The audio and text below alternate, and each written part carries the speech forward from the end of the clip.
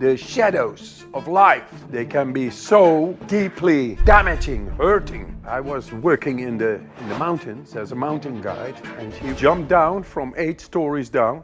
Oh, wow. And there I stayed behind with 4 kids alone. Have you ever had any near-death experiences? Oh, so many. It all happens in a flash.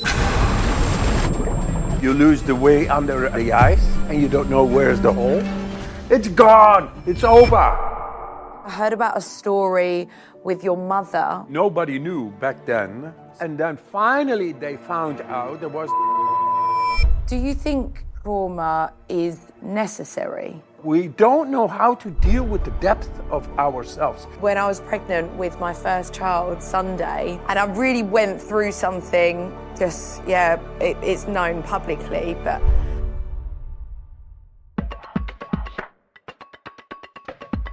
Hey everyone, and welcome to Every Cloud with me, Ferne McCann.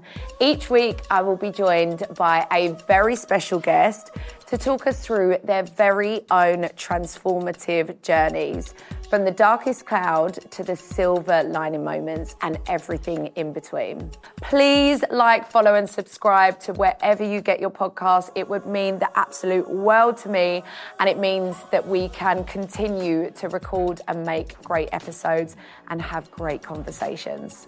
So this week I am joined by the ever so fascinating Wim Hof. You may know him as the Iceman. He's also an author, a motivational speaker, an extreme athlete. He's a father. And today Wim is going to speak about something that he never has done before. So this really is a world exclusive. So it feels incredibly special, and I feel very honoured to be able to have this conversation with him. So, Wim, today you're talking about something that you've never spoke about before, but I wanted to ask, for listeners who may never have heard your method, how would you describe it in the simplest terms? That it is very simple. But what is it for people that don't know? It is breathing exercises. But those breathing exercises, they don't come from all the breathing exercises since thousands of years already known, because they are too shallow. Here in the West, where I come from, the Netherlands, like England, in the winter, it is cold. It's shitty cold. It's dark, short days, moist, rain, and that kind of weather. If there is no sunshine, it doesn't give you the vitamin D, etc. Yes. People get depressed. I have done some of your breathwork practices, and it is so much deeper, isn't it? And when I did it for the first time, I actually did experience an actual high. Like, it was insane, and I was like, I felt alive. Alive. That's it. But once the depth is restored through manipulating the breath to the extent that goes past your conditioned mind and body, suddenly you feel the depth coming alive to your will, to your presence, and that's being alive. Maybe we can do some breath work at the end of this episode. Yes. Okay. No. Do you feel like we are at one with nature? Because I wanted to ask you about your soul purpose. You're someone who I feel like you just know your soul purpose. And it's something that I speak about a lot on this show. And I'm always having the conversations, those internal conversations with myself, like, what is my soul purpose? I pray to God. I sit in meditation. Are you someone who's always known your soul purpose? Artis natura, artis magistra. Magistra is the teacher. Nature, natura is nature. And artis is the art, is the ability. The ability of nature is, as a teacher, goes very profound. Nature is able to meet me in my demands anytime. And this is what I bring to all the people in the world. Would you consider yourself as a truth speaker then? Absolutely. I am really experiencing this in the world. What is going on right now? The evil is going on. But if you name the evil, address the evil, it's no longer able to hide in the mind of the people who do not understand and follow and are compliant. And that's where they get the power from. So I bring clarity. That's what this podcast purpose is all about, is clarity and why we behave in certain ways and looking into, you know, therapeutic practices and overcoming adversity and all of that. So clarity is what we will aim for. What is the biggest misconception people have about you? So that misconception is, I'm quite famous in the world now. Yeah, globally. And hundreds of millions of people are doing what in the past was looked at as being crazy, irresponsible, not good, and this and that. Well, what I did is bring it to science and show that there is really a spine of credibility in what I am doing. Actually, it's the solution to the modern day rat race kind of mind going really crazy. That one I bring back in the people. The so center. I am not the record chaser, though I did it. 26 world records in the cold. I did many more challenges. You've got 26 world records? Yeah. That's crazy. But it's not about that. That caught the attention of the scientists. They came in and then they saw me doing things in medical science was not considered possible by humans. For the first time, we showed how to enter into the autonomic nervous system and into the innate immune system, having a bacteria which normally makes people sick. And the common understanding was you can't do anything about that. And then I showed it that I was not becoming sick. And then they said, but you are the Iceman. You are the only one who is able to do that. You are a freak of nature. You are extraordinary. You are superhuman. I don't know what they said, but it was all besides of the reality. Because I believe and I see and I learned in nature how to get deeper than what we think. We showed within 15 minutes to bring down inflammation. Inflammation, once again, is the cause and effect of any disease. So we found the key to internal healing power beyond belief, beyond understanding. How did you discover that? How? Because I went into nature. What did I do? I go into icy water. You think icy water, a negative image. No, in the winter it's already cold. It's already dark, and now you go into the cold. No, a little bit of that what causes the depression or has the influence on your physiology in the winter, a little bit of that voluntarily going in is able to cause a cascade of positive energetics on cell level that makes you feel bloody good, strong, amazing. And it's like a natural high, isn't it? Yes, and it's for free. Get high on your own supply. that it is. Get high on your own supply. Yes. Look at the humanity. People out of their energy, insecure, and don't know what they are doing in the world, and the rat race keeps on going. It's in conflict with the soul. But once you get into nature, you find you are one with nature, and then your soul thrives. And what I bring is autonomy. What I bring is independence, see, for every person in the world. Very accessible. How to tap into our real depth of our physiology, in control over with our will. And that will change everything. Wow. So during this show, we follow a simple format which helps us to divide your transformative journey up and helps our listeners to really understand your whole experience from, we talk about the storm to the darkest clouds to the sunrise moment, and then of course the silver lining moments. So I wanted to start with the storm. Talk us through a particular time in your life where you felt there was a storm brewing. No, many storms, but the mother of my 4 children or jumped down from 8 stories down. Oh wow. Suicide, mental disorder, the dark, the shadows of life, they can be so deeply damaging, hurting people that they take their own life. Even having 4 children. The mother of my 4 children with whom I work right now, and we have a world scale kind of company. We are more tight than ever being together. We have a lot of happiness. And the mother who is in the afterlife is here. But back then, that was a storm. How old was you? 35.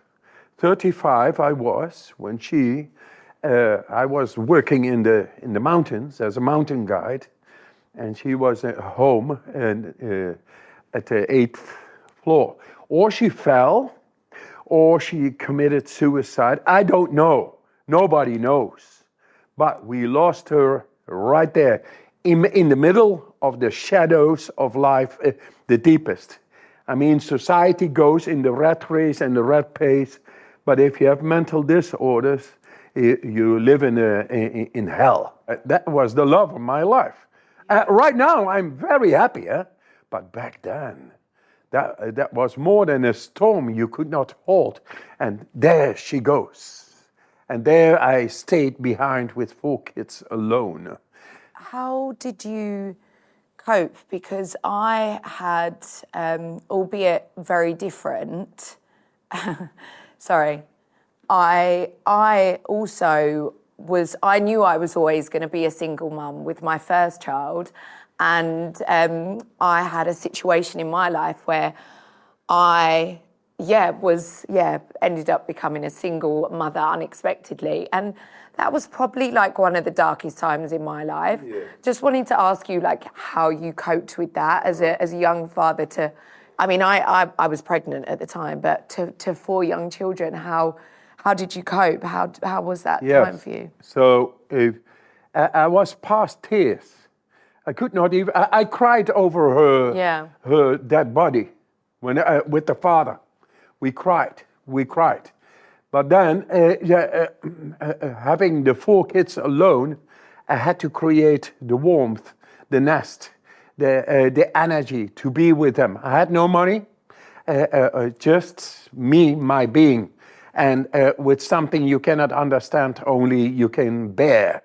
So there, the cold and the breathing, that really was able to go to that depth and process. Is that when it started then? No, I didn't start there, but it absolutely consciously it came into my life. And then I really made it go until it reached that depth by which I was able to, by feeling really to process it all, that I could serve my kids with all the energy they needed, all the attention, all the care, and being there.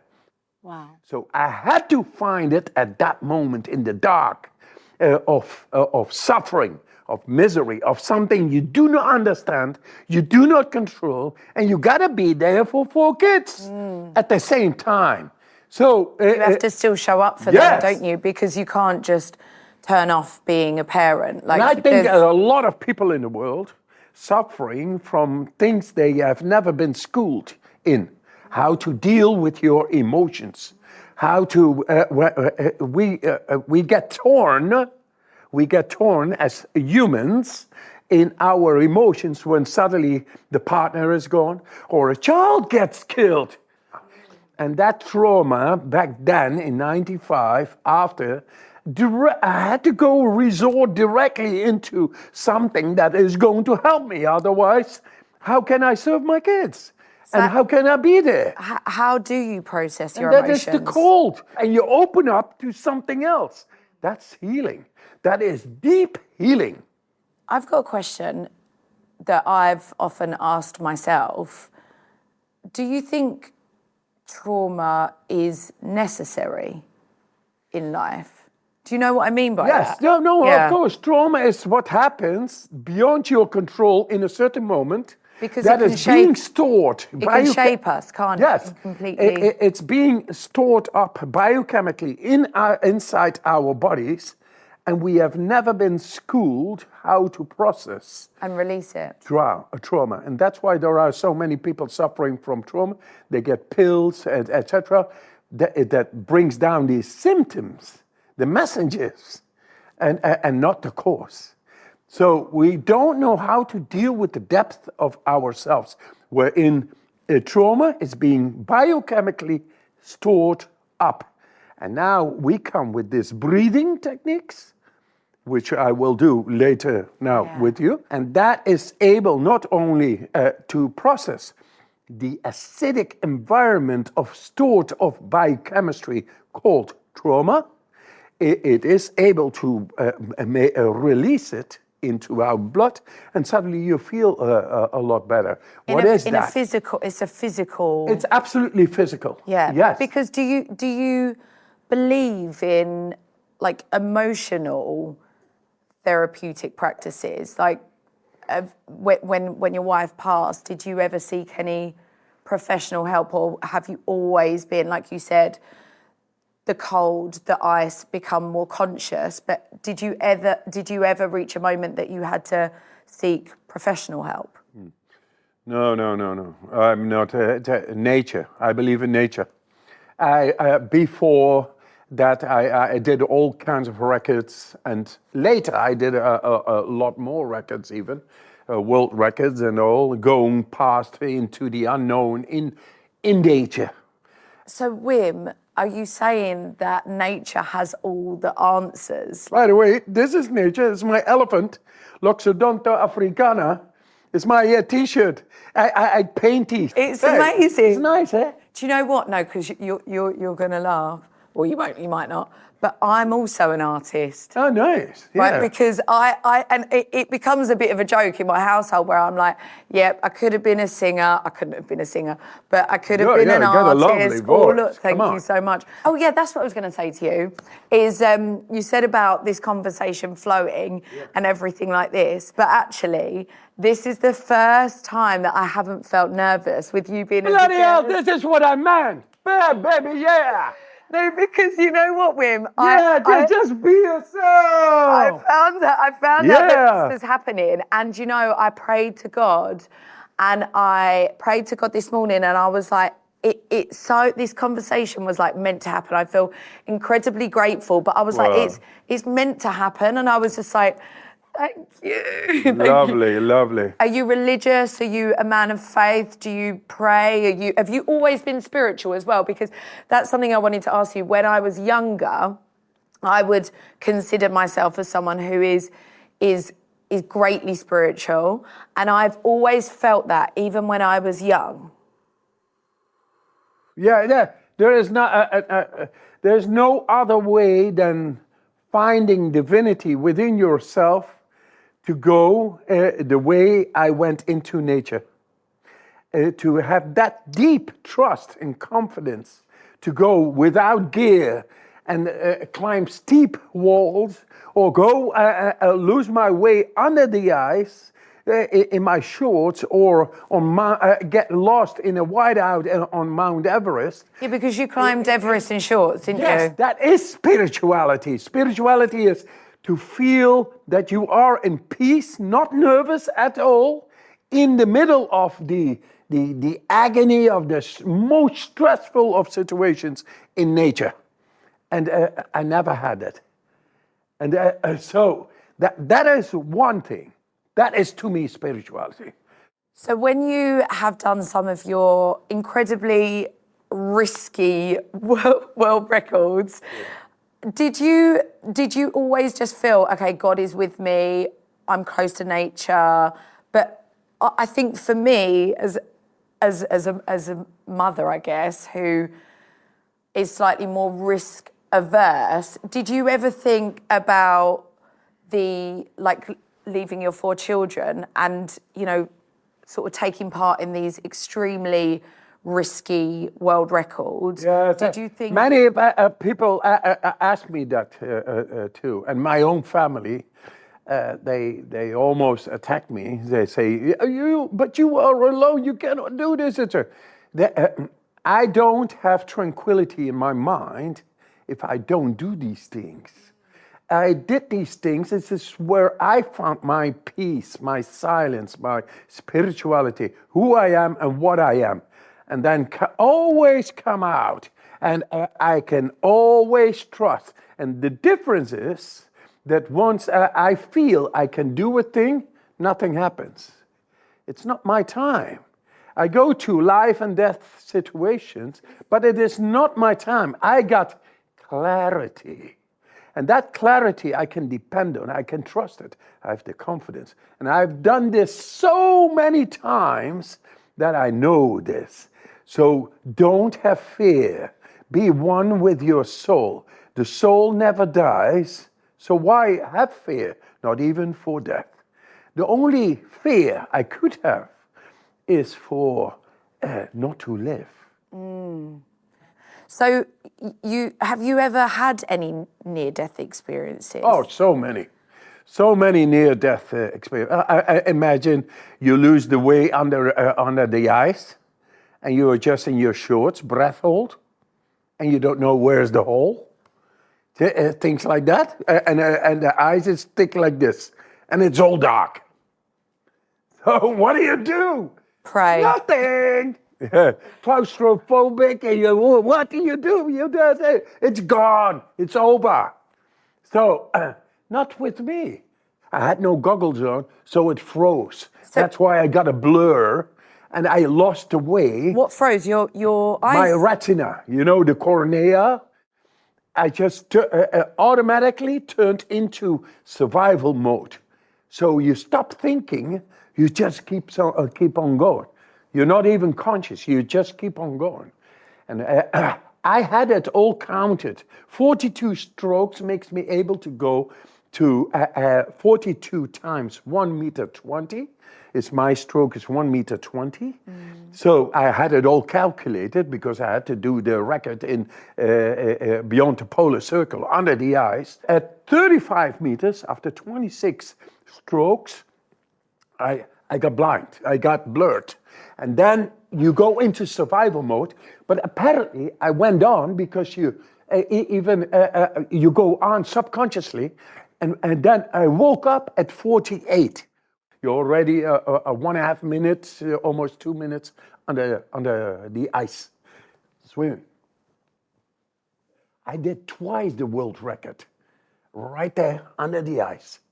And then a diver came down. He grabbed me by the ankle, and I was conscious, but I had no energy left anymore. But I was conscious, and he took me to the hole, the 50-meter hole. I came out. At that moment, I had conquered the concept of our fear for death. It all happens in a flash. You don't read about it in books. This is my path. When it is not your time, you don't die, you learn. And so it didn't make me afraid of going under the ice anymore, because I did it many times afterwards. And so I did other things, and get cramps when you are at 40 meters height without gear, steep, like this. And then you can only hold this, and you get cramps there. What can you do? The bus is not coming there, or a taxi driver, or all these thoughts are futile. You need to get into a deeper layer of yourself. Like a meditative state. Yes, and this is where I beat science. Because at that moment, with my thinking, I can't do anything.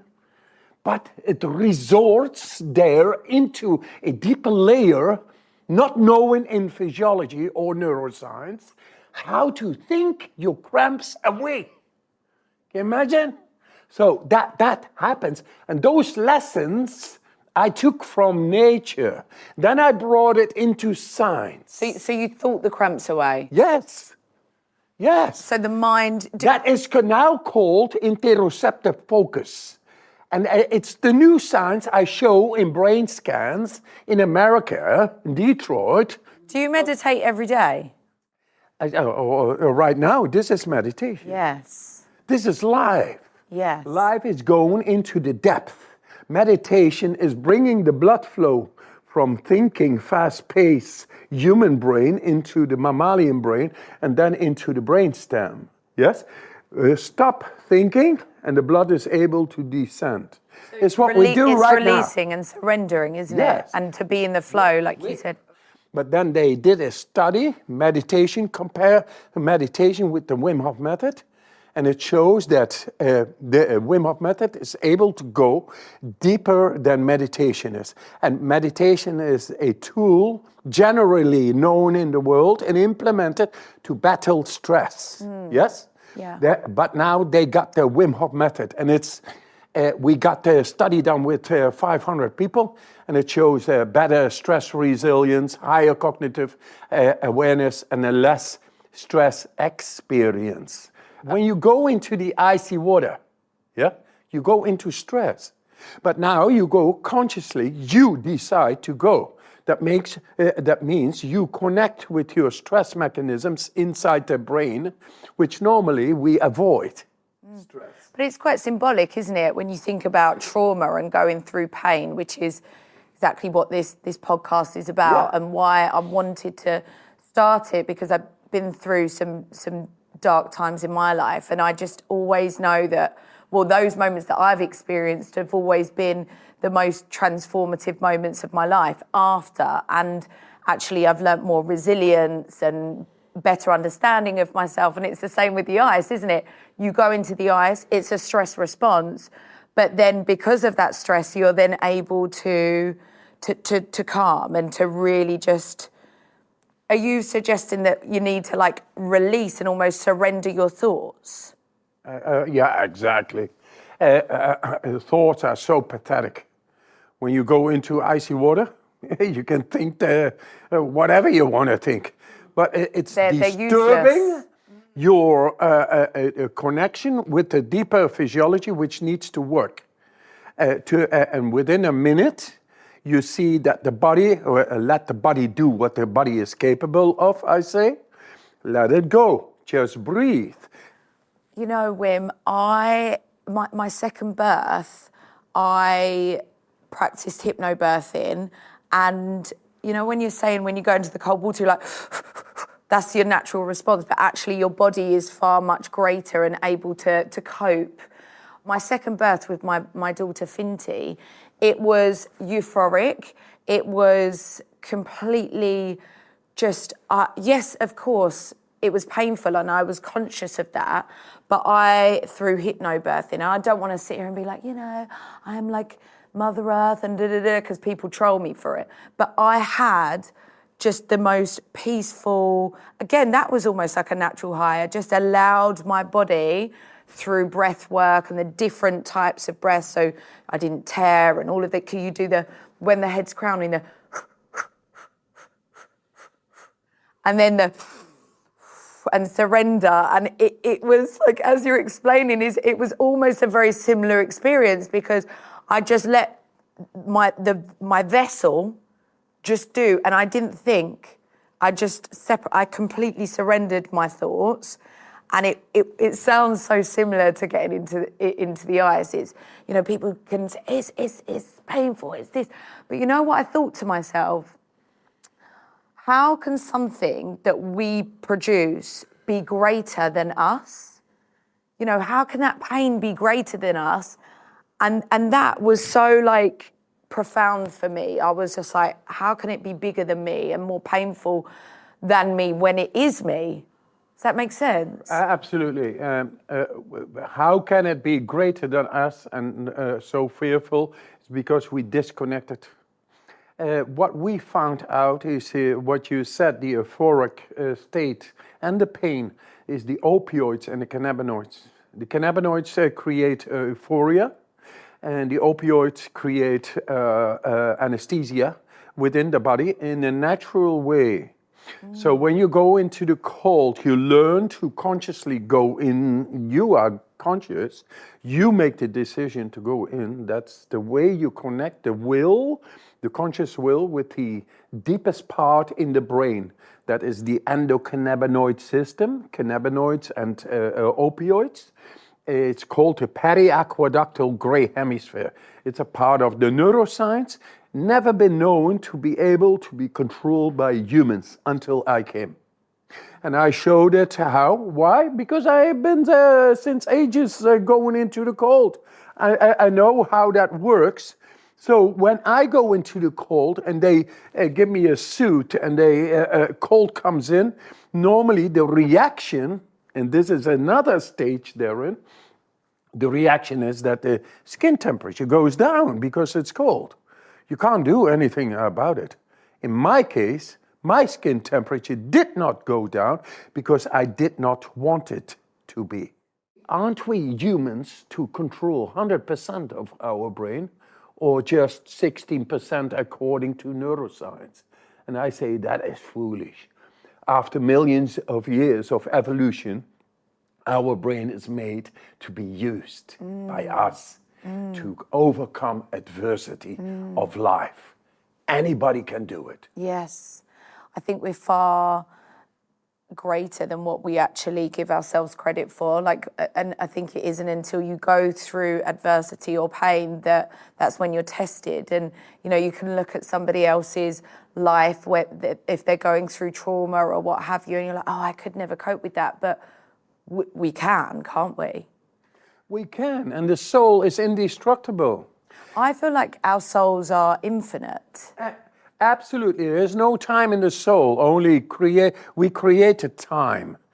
But there is no time in the soul. It lives forever. It was before we were born, while we are here and should do what we are here for, to realize our soul and to realize and to cleanse all the generational trauma which is hidden in our genetical codes, in our genes. We carry that. We carry time and with us, and we need to solve it and realize the soul and become eternal beings.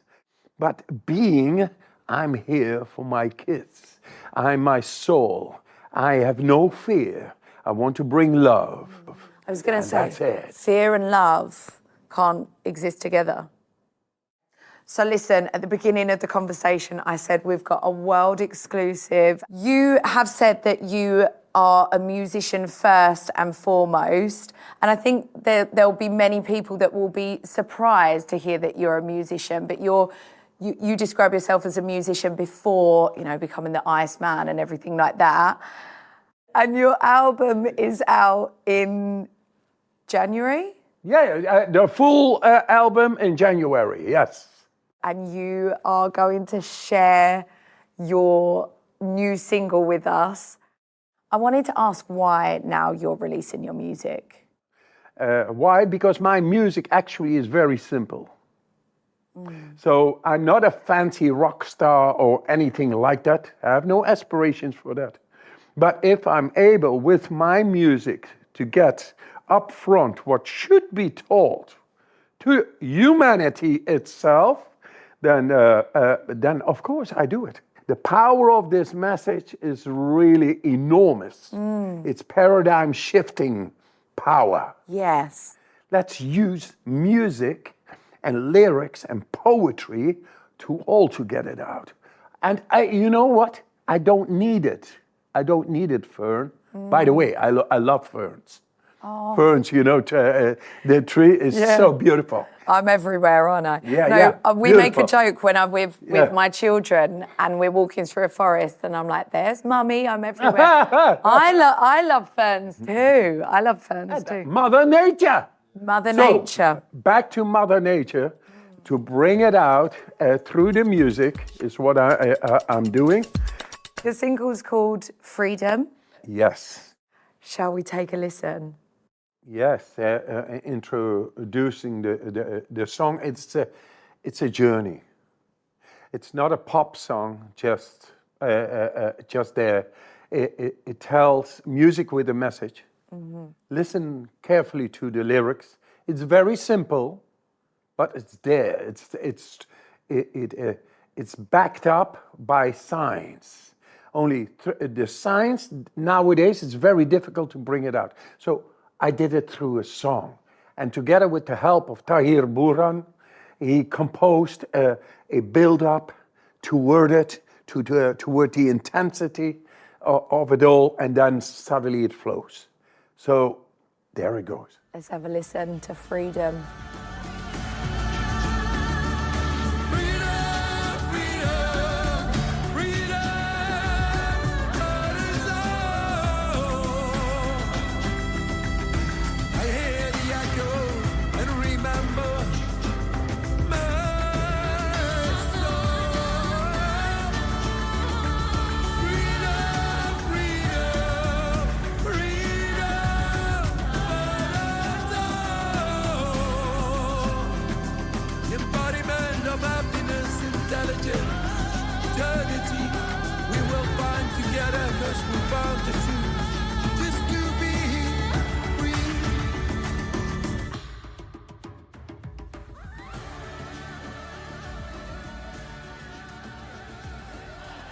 It's so good.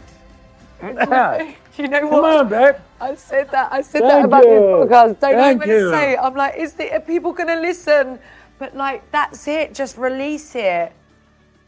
Wim, tell me how old is this song? I'm 66 now. I was around 27, 17, 18, 19, 20, somewhere there. I started with this song, and I wanted to find the truth in the, and I found it back sort of written in Satchitananda Vigraha, which is a mantra. Sat means all the energy. Chit, it means the intelligence. And Ananda means happiness. Vigraha, embodiment. The embodiment of all the all pervasive energy, intelligence, and happiness. So, but then I couldn't feel it. But I thought, this is it. So I made a song. Back then, very simple, and it's still simple. Only Tahir Burhan, he made a whole arrangement out of it. Could be an opera now, by now. And it's amazing, but it started to be from a very simple 17, 18-year-old young guy. Wow. And that was me. And you built it around that mantra. It's powerful. The function of a mantra is to repeat it so many times that you don't need to think about it anymore. And then suddenly the blood flow will not stay in the thinking brain because it's not thinking, it knows it. So then the blood flow enters into the deeper realms of the brain. Where is the happiness? Where is the empathy? Where is the trust, the confidence? Those are the deeper subcortical, higher functioning of the brain that suddenly works. But because we think so much, it always stays there and we don't feel as much anymore. This show, Wim, is called Every Cloud. Every cloud has a silver lining, you know, going through trauma or negativity or, you know, situations in your life that really test you. I believe after the clouds, there's always a silver lining moment. I wanted to ask you, Wim, what would you say was your silver lining moment from your whole journey, really? So the silver lining is that we are no longer just going to sing. We are going to sing and bring the music with the message. All you need is love is back. And music is universal, isn't it? It is universal. So I feel like it will be able to translate to so many. Wim, tell me what your proudest achievement has been. That a crazy man like me, from the start now is world famous and keeps on going and is able to change the world. Yes. It's not just being crazy. It's faith. Yes. That is my most proudest achievement. Gorgeous. I wanted to ask how much of because I mean, I've got a 6-year age gap, and I thought that was a lot. But I mean, Wim, your eldest is 42. and your youngest is 10 and a half months. Right. Okay. So I was a different mum when Sunday was born to now. Well, yeah, 7 years later, I'm a different mum now. My grandchildren are older than my Your baby. born baby. Wow. So I got 7 kids now. Yeah, I didn't stop yet, but it's what it is. Are you done? This is a question that I feel like I'm not done. you're not done. No, my wife wants more. Really? She's 30 years younger, Okay. and she is able to have kids. So, What's next? What does the future look like for you? oh, you thought I got 7 children. I didn't stop yet. So we can just keep on heading. Revolution is on. We win, and we will make it a paradise for our children. Are you on? I'm on, but I'm not sure if I'm going to have 7 more kids. I'll be completely honest with you. I mean, but it's such a question though that people ask, like, "Are you done yet?" And I'm like, "Oh." No, it's not about that. I just make jokes. I'm a daddy. Dad jokes, you know? Yeah. But when I was 12, I told my friends, if the world thinks it is normal to have wars, disease, darkness, pollution, abuse, and all, then I think it is sick. And I'm going to do something about it. 12 years old, eh? Wow. I'm going to do something about it. What? I don't know. I just do it. Powerful. We go like a river. This is your sole purpose, though, isn't it? This is my philosophy, my purpose, and it works. Wow. It takes a lot of patience, but faith in the end, every moment, having faith in 40, 50 years becomes a tsunami. I am unstoppable. So, as you know, I'm super passionate about birth, and what I feel like how we're brought into this world plays a massive part, even when we're in the womb, actually, we don't speak about it enough, plays a massive part in who we are and how we respond to things. And I wanted to ask, because I heard about a story with your mother when you was born and her spirituality, and you're a twin? I'm an identical twin, only nobody knew back then, 66 years ago, that there was a twin.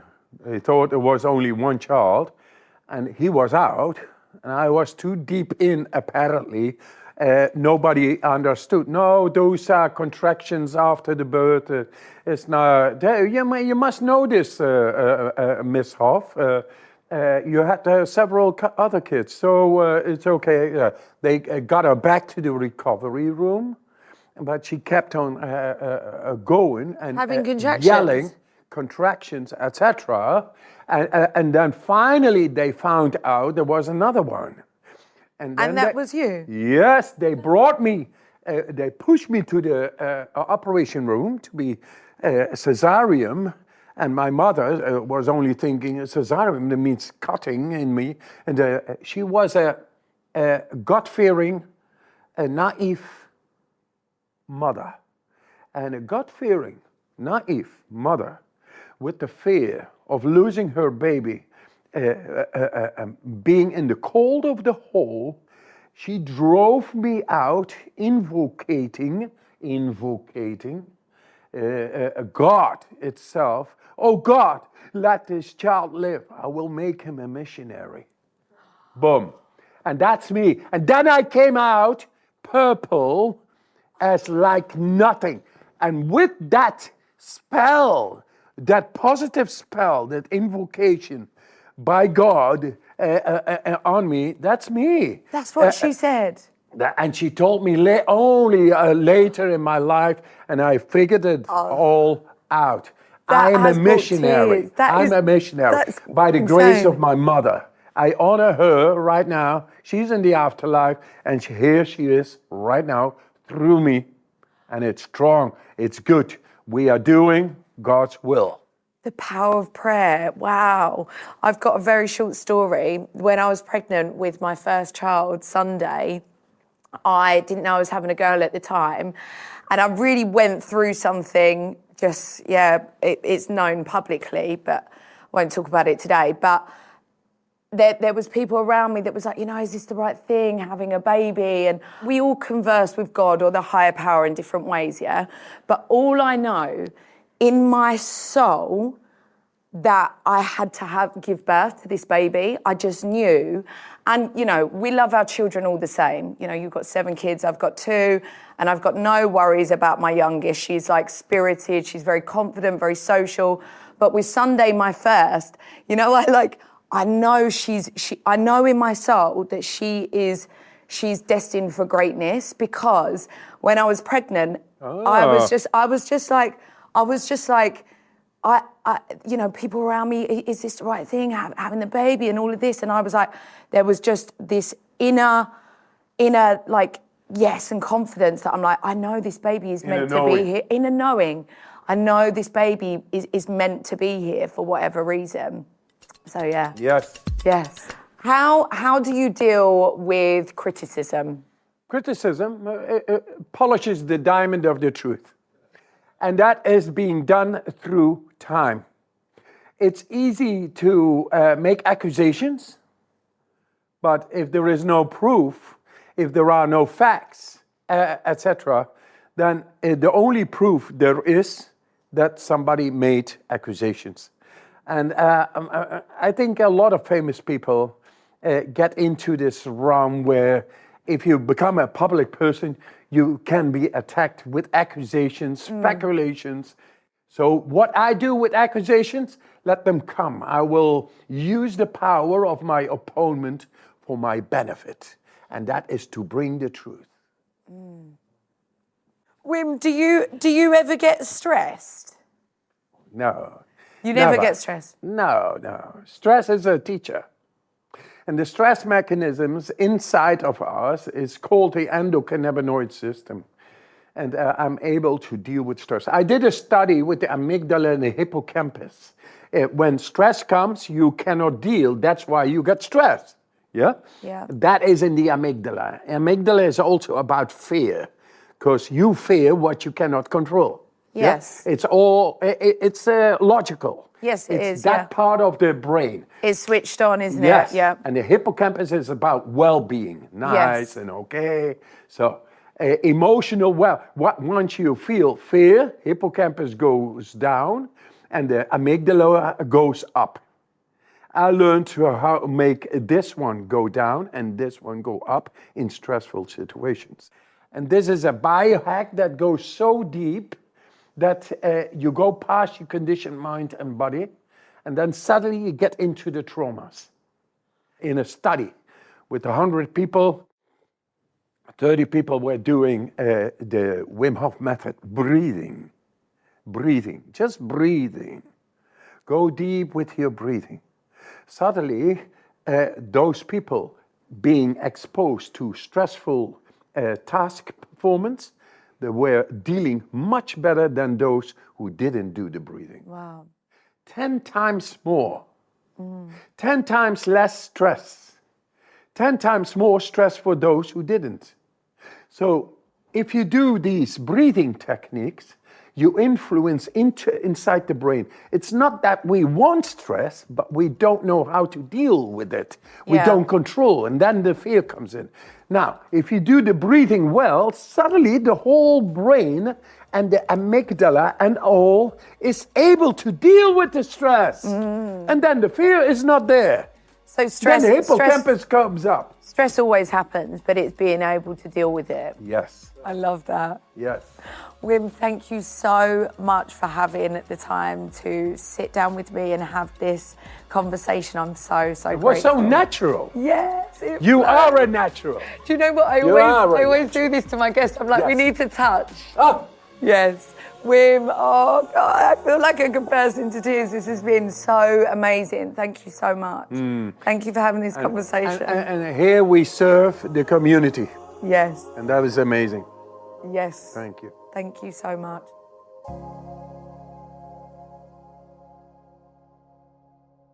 okay, wow. I said to you I was going to bring a world exclusive, and I did. That was so incredible. I was lost in the conversation, and there were so many times where I became conscious of what was happening. And I was like, actually sat chatting with Wim Hof. Like, it was just like, felt like a pinch me moment. I think for me, what I just find so unique and crazy is that, and I'm such a believer in this, is that when his mum was giving birth, she almost like called and manifested his destiny. And I think whether you sort of like agree with his method or not, whether you're a fan of Wim or you're not, you can't deny that he's extremely passionate about his purpose. It just speaks volumes. And I mean, now he's single, which I loved. I sat there and I thought, I want to meditate to this. Obviously, we've got the studio full of people, and I really tried to place myself in that meditative state. But I have seen Wim on various other podcasts and, well, lots of other podcasts actually. And yes, of course, he speaks about the science of his method. But what I think and what I wanted to achieve from this conversation was really seeing Wim behind the Iceman and getting to know him on a human level behind the science. And I feel like we achieved that, like really getting to understand his feelings and emotions and what he went through. Like, even like, I really wanted to know if he even experienced his stress. So yeah, I feel like now we know a lot more about Wim Hof. Please send in your thoughts, your feelings, your emotions, because you know I'd love to hear from you. And as always, please like, follow and subscribe to wherever you get your podcasts. This has been a fabulous episode of Every Cloud with me, Ferne McCann. Thank you so much for listening.